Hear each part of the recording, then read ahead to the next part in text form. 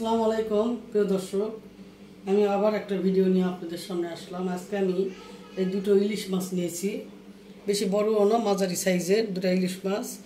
আর এই ফুলকপি নিয়েছি, অসময়ের ফুলকপি আর কি, সিজনে না, অসময়ের ফুলকপি, আলু ও পটল দিয়ে আমি আজকে আপনাদের একটা রেসিপি দেখাবো রান্না। আপনারা সঙ্গেই থাকবেন। মাছটা এখন কেটে নেব।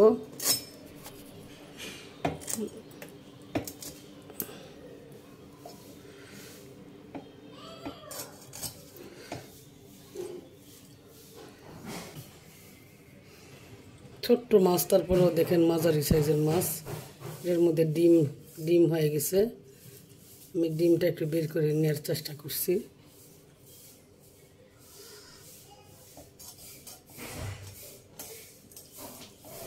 মাছের থেকে ডিম একটা বের হয়েছে, আর আমি পিসগুলা সুন্দর মতো এইভাবে পিস করে নিচ্ছি। ইলিশ মাছ কাটা হয়ে গেছে, ধোয়াও হয়ে গেছে। এই যে দুটা ডিম, মাঝারি সাইজের ইলিশ মাছ, দুটা ডিমও হয়ে গেছে। এটা দুটা ডিম ছিল। আমি চুলাটা ধরিয়ে দিয়েছিলাম। এবারে কড়াইটা গরম হয়ে গেছে, আমি এটাতে একটু তেল দিয়ে দিলাম। এই যে কাটা পেঁয়াজগুলো আমি দিয়ে দিব।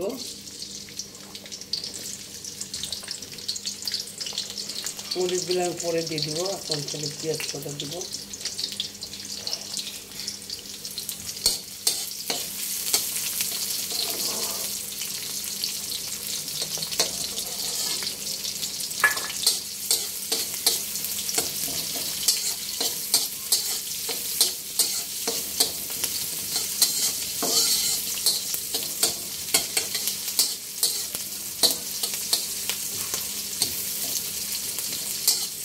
আমি পেঁয়াজটা বেশি লাল করবো না অবশ্য, আমি হালকা একটু ভিতরে। এবার আমি একে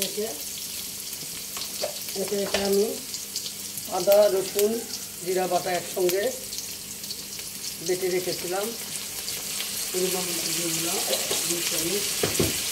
এবার সেটাকে একটু লাল করে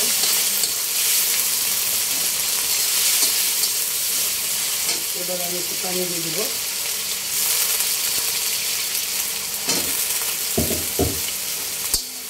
দিয়ে আমি একটু পানি নাড়াচাড়া দিয়ে এবার আমি লবণ দিয়ে দিব। লবণ স্বাদ মতো লবণ দিয়ে দিলাম।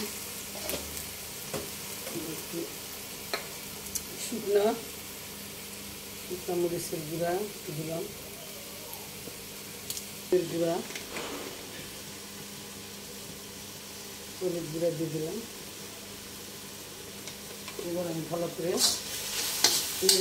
কষে নেব। মশলাটা না হওয়া অবধি আমি একটু করে কষাবো।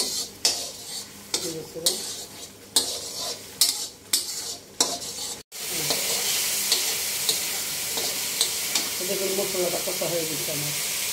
মশলাটা কষে এবার আমি যে ফুলকপিটা সুন্দর করে রেখেছিলাম দিয়ে ফুলকপিটা আমি এখন দিয়ে দিব। এবার আমি আবার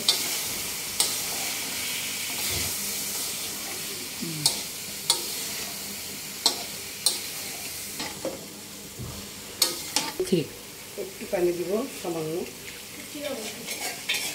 পানি দিয়ে দিল। একবার তরকারিটা আমি একটু কষিয়ে নেব, তারপরে পরবর্তী পানি আবার দিব আমি। তখন দর্শক আমি আসলাম, আমি এবারে নেড়ে চেড়ে কষে নেব। দেখুন কালারটা কত সুন্দর আসছে, দেখুন সবুজ সবুজ কালার, কত ভালো লাগতেছে।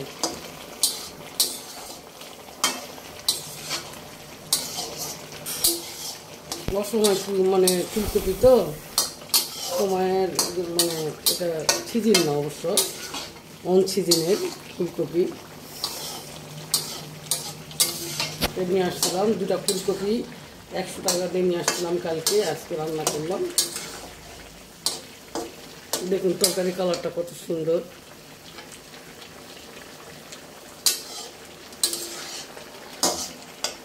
আর এখন আমি দিব দর্শক ওই যে কাঁচামরিচটা আমি কেটে রেখেছিলাম, এই কাঁচামরিচটা আমি এখন দিয়ে দিব। এবারে কিছুক্ষণ আবার নেড়েছে রে। এবারে কাঁচামরিচটা দেওয়া হয়ে গেছে, আমি কিছুক্ষণ আবার একটু কষাবো 5 মিনিটের জন্য। আমি আসলাম, আমি এখন আরেকটু নেড়েছিলাম।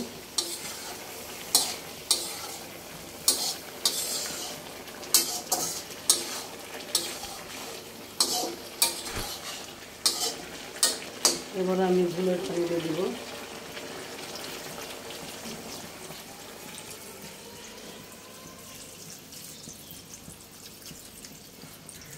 রুটিটা একটু সিদ্ধ হতে হবে, এই জন্য পরিমাণ মতো পানি দিয়ে দিলাম, আর পানি লাগবে না অবশ্য।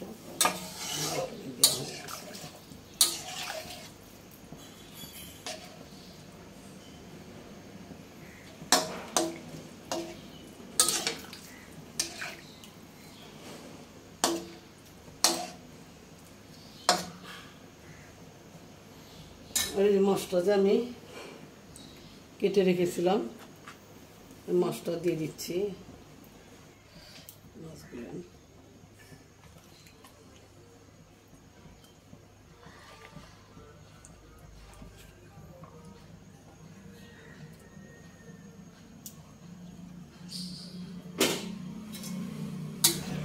এবার আমি একটু নেড়ে ছেড়ে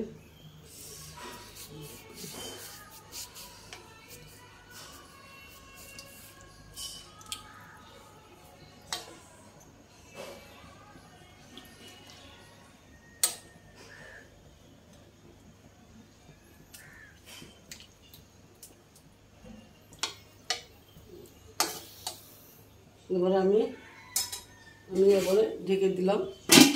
এই কুমড়া বড়িটা আমি দিতে ভুলেই গেছিলাম, ওটা আসলে দিতে পারিনি। এই যে এখন ভাজিয়ে নিলাম, দিয়ে দিব আস্তে আস্তে, যেহেতু মনে ছিল না। এই মাত্র আমার হঠাৎ করে মনে হয়ে গেছে কুমড়া বড়িটা যে আমি দিইনি, এই মাত্র আমার মনে হয়ে গেছে যে আমি কুমড়া বড়ি দিইনি। যাই হোক, মিস্টেক হয়ে গেছে আর কি, তো সিদ্ধ হয়ে যাবে, সমস্যা নেই। আমি আমার ঢেকে দিলাম, আর একটু জালটা সামান্য বাড়াইলাম। কয় মিনিটের জন্য? 10 মিনিটের জন্য ঢেকে দিলাম। ভুলে গেছিলাম, পরে আমি আবার ভাইদের কুমড়ার বড়িটা দিয়ে দিচ্ছি। সিদ্ধ হইল নাকি একটু দেখতে হবে। হ্যাঁ, হয়ে গেছে। ঠিক, আমি এখন তরকারিটা নামাবো। আমার রান্না প্রায় শেষ, এইটুকু ঝোল রাখবো আমি, দিব হালকা করে।